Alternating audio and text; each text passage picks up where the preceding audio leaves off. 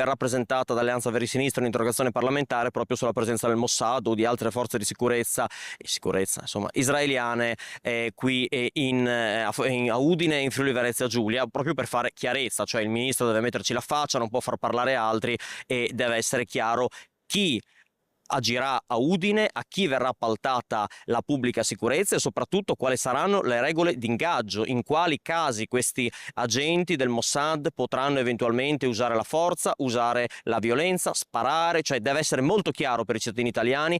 È scoppiato definitivamente il caos attorno a Italia-Israele, la partita che da mesi sta facendo discutere tutta la penisola e che fra meno di una settimana si giocherà al Blue Energy Stadium.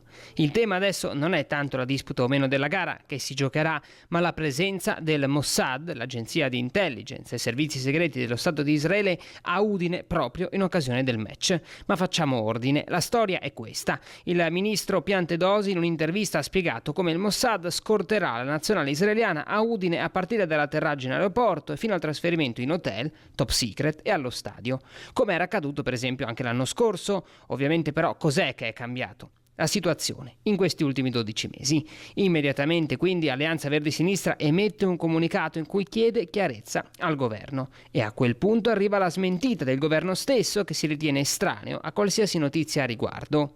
In questo momento chiaramente sono sotto processo per crimini contro l'umanità e crimini di guerra, insomma è come se noi qui avessimo le forze, non lo so, di Myanmar o della Russia, no? Sarebbe una cosa inimmaginabile. E a quel punto il governo è costretto a rispondere e dice delle cose un po' assurde per la verità, cioè dice che non ne sapevano niente, e lo dice anche il prefetto di Udine. Ora io non lo so, cioè spero si siano espressi male, perché sarebbe grave se non sapessero niente. Poi dicono che non ci sarà, però contemporaneamente la Lega regionale dice che invece loro lo vogliono, il Mossad a Udine, da parte del governo. Io quello che credo è che la mobilitazione di massa con 2 milioni di persone che sono scese in piazza in tutta Italia venerdì abbia fatto capire al governo che non possono più scherzare su questo tema. Hanno infatti proprio un paio di giorni fa hanno bloccato per la prima volta in 35 anni un rifornimento di armi a Israele, e quindi evidentemente la mobilitazione si sta facendo sentire. Tanti dubbi, poca chiarezza, quindi il Mossad riceverà in affidamento dal governo italiano la sicurezza dell'ordine pubblico in occasione della partita?